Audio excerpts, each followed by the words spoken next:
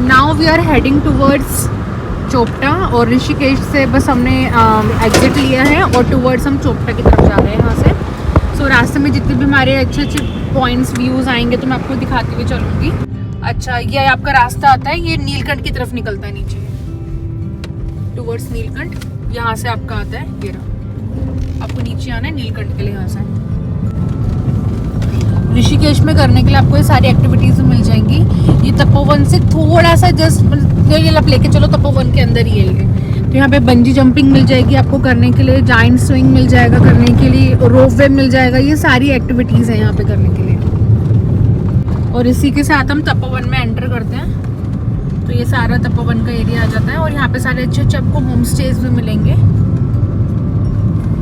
आज लिखन आस्ते दिल मेरा फिर मजबूर जाए। अब तक की सबसे हाईएस्ट बंजी जंपिंग है ना, वो भी यहीं पर ही है।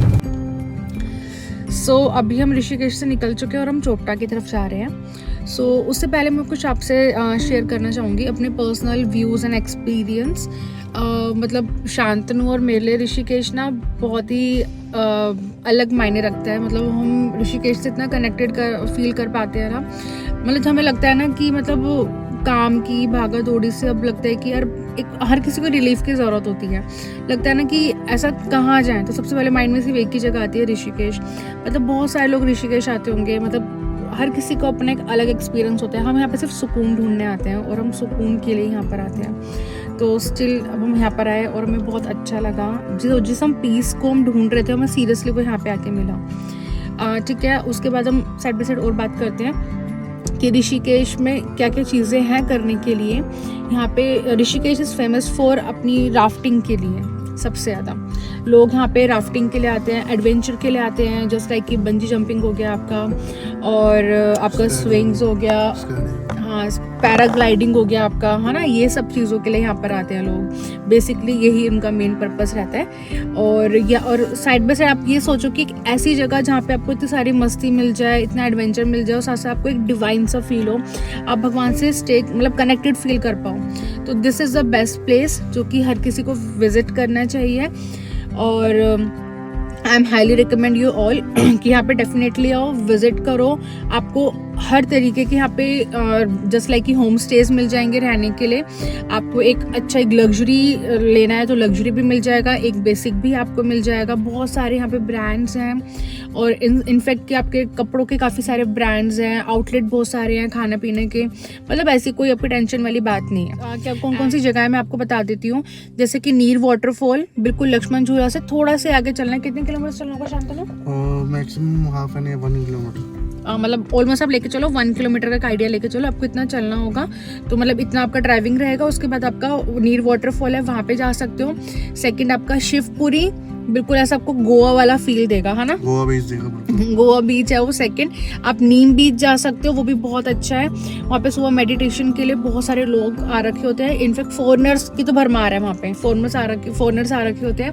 And the most important place Neelkanth Mahadev का मंदिर। अगर आप ऋषिकेश आए हो तो वहाँ तो डेफिनेटली विजिट करके जाना, ठीक है। नीलकंठ हो गया आपका, परमार्थ हो गया, परमार्थ के बाद आपका त्रिवेणी घाट हो गया, त्रिवेणी घाट के बाद आपका जानकी सेतु हो गया, और बजरंग पुल जो हमारा न्यू बना है आपका, जो ग्लास ब्रिज है, तो वो तो डेफिनेटली आप विजिट करना, ठीक है। बहुत अच्छा बना हुआ है, लेकिन अभी थोड़ा सा तो कंस्ट्रक्शन वहाँ अंडर कंस्ट्रक्शन वो चल रहा है, लेकिन स्टिल आप वहाँ पे मतलब जा सकते हो, ठीक है। मतलब वो ओपन भी कर दिया गया है। तो दीज आर द पॉइंट्स जो आप ये सारे कवर करना जब भी आप यहाँ पर आओगे। दिस इज द पॉइंट जहाँ पे ना जितने भी लोग आते हैं ना शूटिंग कराने के लिए ऋषिकेश में वेडिंग की, तो ये वही ब्रिज है। यहाँ पे बहुत सारी शूटिंग्स लोग करवाने आते हैं, अपनी प्री वेडिंग शूट जिसे बोलते हैं। आगे लाइन लगी हुई है, हाँ आगे सारा लगा भी हुआ है। और आगे जा करके तभी आपका वो भी आने वाला है। देखो हाँ शूटिंग चल रही है यहाँ पे भी, प्री वेडिंग की शूट चल रहा है। ये यहाँ पे प्री वेडिंग शूट चल रहा है दिस वन, हाँ। तो ये सब भी करवाते हैं यहाँ पर आकर के लोग। अभी आगे कोडियाला आने वाला है, वो सबसे बेस्ट प्लेस है जहाँ पे लोग प्री वेडिंग शूट करवाते हैं। मतलब बहुत ही साइलेंस रहता है वहाँ पे, कोई डिस्टर्बेंस नहीं होती है और वहाँ पे लोग शूटिंग कराने आते हैं। तो ऋषिकेश इस चीज़ के लिए बहुत ज़्यादा फेमस है, डेस्टिनेशन वेडिंग के लिए फेमस है ऋषिकेश। और यहाँ बहुत सारे रिजॉर्ट हैं, आपको रिवर साइड व्यू वाले रिजॉर्ट्स हैं जहाँ पे आप वेडिंग कर सकते हैं। सो अच्छी शांतनु तुम कुछ कह रहे थे, बोलो। हाँ जी, मैं ये कह रहा था कि देखो, जैसे कि यहाँ पे ये डेवलपमेंट हो रहा है, ठीक है, डेवलपमेंट होना भी बहुत ज़रूरी है, पर लेकिन मेरा मानना ये है कि पहाड़ को पहाड़ ही रहने दो, क्योंकि पहाड़ के लिए ही तो लोग आते हैं इतनी दूर दूर से देखने के लिए। अब तुम इसको डेवलप कर दोगे, शहर बना दोगे प्रॉपर, तो वो चीज़ मेरे हिसाब से ठीक नहीं है। जो चीज़ नेचुरल है नेचुरल ही होनी चाहिए हमेशा। उसको डेवलपमेंट ठीक है, थोड़ा बहुत होना चाहिए। ये तो पूरा ही मैं काफ़ी सालों से जैसे देखता आ रहा हूँ, तो हर चीज़ कभी कुछ नहीं बन जाती है, कभी कुछ नहीं बन जाती है, मतलब वो चीज़ इज नॉट। मतलब तुम ये कह रहे हो कि मतलब वो वाइब नहीं आ रही है। एग्जैक्टली, है ना? ऐसा लग रहा है कि नॉर्मली घूम रहे हैं। अगर आप इसको भी, अगर आप सिटी, क्योंकि अगर आप इसको भी शहर बना दोगे तो क्या ही फायदा कि लोग पहाड़ पे क्यों आ रहे हैं। बिल्कुल, वो शांति के लिए आ रहे हो, वही चीज हमें नहीं मिल पा रही, तो उस चीज का फायदा ही क्या है। जब ऋषिकेश से देवप्रयाग की तरफ जाएंगे ना, तो ये रास्ते में सबसे प्यारा ब्यूटीफुल पहाड़ आता है, ये वाला, दिस वन, बहुत ही सुंदर लगता है। इसके पीछे सारा खाई का व्यू है बेसिकली, बहुत ही सुंदर सीन लगता है ये, और वो सारी वैली आगे सामने। रास्ते में जब आप ऋषिकेश से देवप्रयाग की तरफ जाओगे ना, तो कुछ थोड़ा ऐसा पॉइंट आएगा, नॉट मोर देन, ज्यादा नहीं आएगा, थोड़ा बहुत ऐसा रहेगा रास्ता।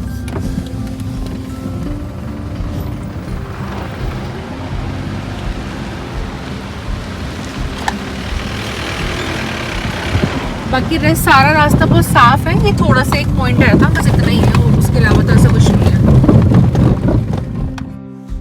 बस हमने देवप्रयाग से 14 किलोमीटर्स पहले ही एक रेस्टोरेंट जा रहे हैं, दिस वन। तो अब देखते हैं खाना कैसा है यहाँ का, ट्राई करते हैं। उसका नाम है गढ़वाल फैमिली रेस्टोरेंट। शिवांगी, आपने जो खाना खाया है, एक बार उसका रिव्यू देना और लोकेशन। मैं आपको ऑनेस्ट रिव्यू दे रही हूँ चौहान ढाबे का। प्लीज़ मेक श्योर दैट इस रूट से जब भी आना, इस ढाबे पे बिल्कुल मत आना। खाने को दाल के अंदर पानी था, कौन देख रहा? दाल में पानी के अलावा कुछ भी नहीं था। मतलब आप लेके चलो जैसे कि अगर इतनी कटोरी दाल है ना, तो उसके अंदर इतना लीटर पानी हो। मेक श्योर दैट कुछ भी करना है यहाँ स्टॉप मत लेना बस, अगर ट्रिप अपनी अच्छी करनी है तो। संगम नगरी देवप्रयाग में आपका स्वागत है।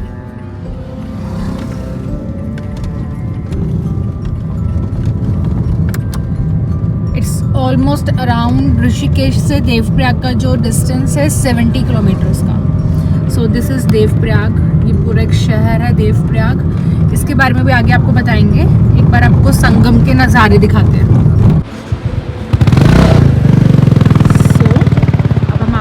हैं संगम। इसकी स्टोरी समझाती हूँ आपको, बताते हैं कि क्या है। आप पहले एक बार अच्छे से इसको देखो बस। ये वाली जो तेज बह रही है ना, ये हमारी भागीरथी है। वो सामने बहुत शांत स्वभाव में जो आ रही है, वो हमारी अलकनंदा है। और ये क्या हो रहा है, यहाँ पे मिल रहे हैं जिस पॉइंट पे, ये हमारा हो रहा है संगम। और यहाँ से गंगा बन रही है, जो कि हरिद्वार और ऋषिकेश जा रही है। और ये जगह जो फेमस है वो रघुनाथ मंदिर के नाम से, राम जी के मंदिर के नाम से फेमस है वो।